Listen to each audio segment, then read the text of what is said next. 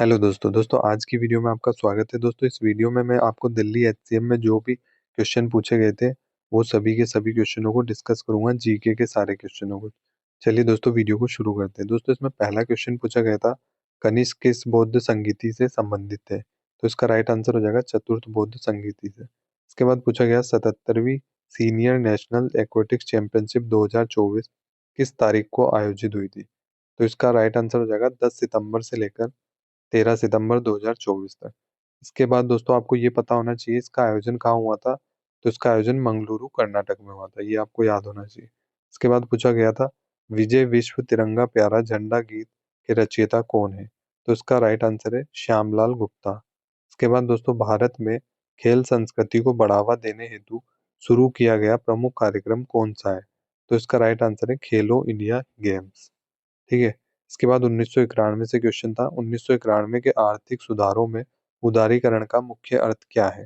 तो इसका उदारीकरण वाले का आंसर दोस्तों अर्थव्यवस्था पर सरकारी नियंत्रणों और प्रतिबंधों को हटाना था। ठीक है। इसके बाद पूछा गया आपसे, सामंत किसे कहा जाता था?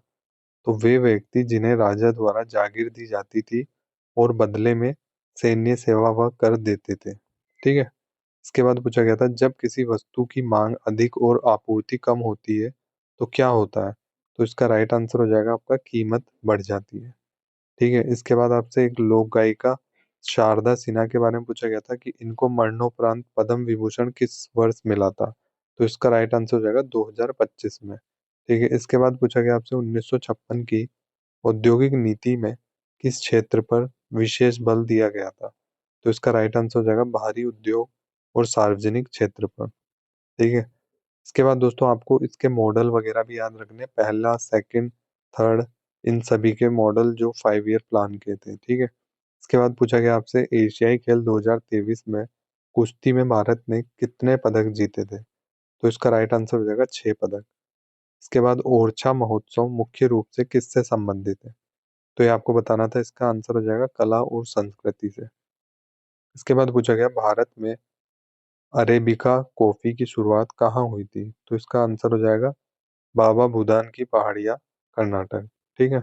इसके बाद भारत के प्रमुख कॉफी उत्पाद राज्य कौन से हैं? तो ये आपको पता होना चाहिए, कर्नाटक, केरल और तमिलनाडु। ठीक है। इसके बाद पूछा गया, भारत द्वारा चाबहार बंदरगाह विकसित करने का मुख्य उद्देश्य क्या है? तो इसका राइट आंसर हो जाएगा पाकिस्तान को दरकिनार कर अफगानिस्तान व मध्य एशिया तक पहुंच बनाना।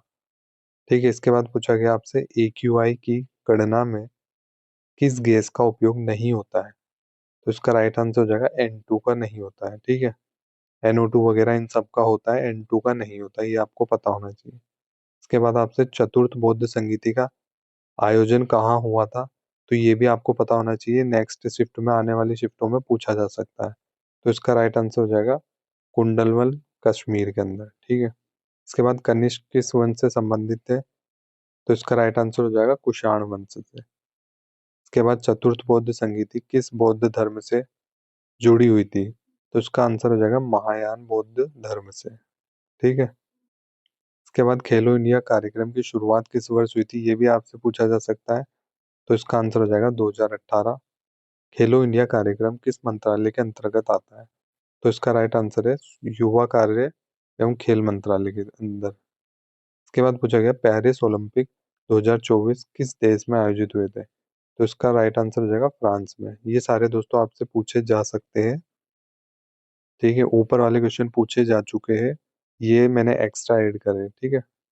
इसके बाद 1991 के आर्थिक सुधारों को लागू करने वाले तत्कालीन प्रधानमंत्री कौन थे? उस समय प्रधानमंत्री थे PV नरसिम्हा राव।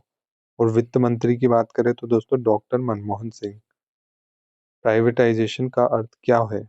तो सरकारी उद्यमों में निजी क्षेत्र की भागीदारी बढ़ाना। ठीक है। जो प्राइवेट सेक्टर है उनको बढ़ाना, बढ़ावा देना एक तरह से। ठीक है। इसके बाद आपसे पूछा जाए, औद्योगिक नीति 1956 किस पंचवर्षीय योजना से जुड़ी थी? तो इसका राइट आंसर हो जाएगा सेकेंड 5 ईयर प्लान से। इसके बाद है दोस्तों, कमांडिंग हाइट शब्द का संबंध किस क्षेत्र से है? तो इसका राइट आंसर है सार्वजनिक क्षेत्र से। उसके बाद AQI की गणना में PM2.5 का क्या अर्थ है? तो इसका राइट आंसर हो जाएगा 2.5 माइक्रोन से कम आकार के कण उन्हें। इसके बाद पूछा जाए आपसे, भारत में AQI जारी करने वाली संस्था कौन सी है? तो AQI दोस्तों आपके केंद्रीय प्रदूषण नियंत्रण बोर्ड जारी करती है, ठीक है। इसके बाद थिरुवथिरा कली किस राज्य का लोक नृत्य है? तो इसका राइट आंसर हो जाएगा केरल का, ठीक है। आपसे रौफ नृत्य के बारे में पूछा जाए, तो रौफ नृत्य भारत के किस केंद्र शासित प्रदेश से संबंधित है?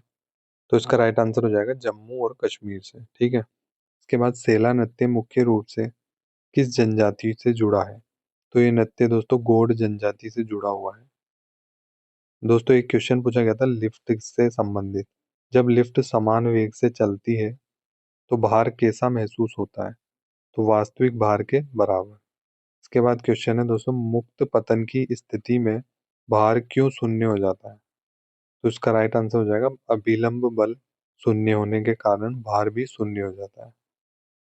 इसके बाद दोस्तों पूछा जाए आपसे, चाबहार बंदरगाह किस सागर से जुड़ा है? तो इसका राइट आंसर हो जाएगा ओमान की खाड़ी से। दोस्तों चाबहार जो परियोजना है भारत और किस देश के बीच में है? ये आपको पता होना चाहिए, ईरान के बीच में है। भारत और ईरान दोनों के बीच में चाबहार परियोजना है, ठीक है। इसके बाद पद्म विभूषण भारत का कौन सा सर्वोच्च नागरिक सम्मान है? तो ये दोस्तों आपका दूसरा पद्म विभूषण सर्वोच्च नागरिक सम्मान है। पहला अपना भारत रत्न है, ठीक है। सेकंड अपना पद्म विभूषण है। पद्म पुरस्कार कितनी श्रेणियों में दिए जाते हैं? तो इसका राइट आंसर हो जाएगा 3 श्रेणियों में। किस किस में? पद्म विभूषण में, सेकंड नंबर पे जो बड़ा है, फिर है पद्म भूषण में, फिर पद्म श्री में, ठीक है।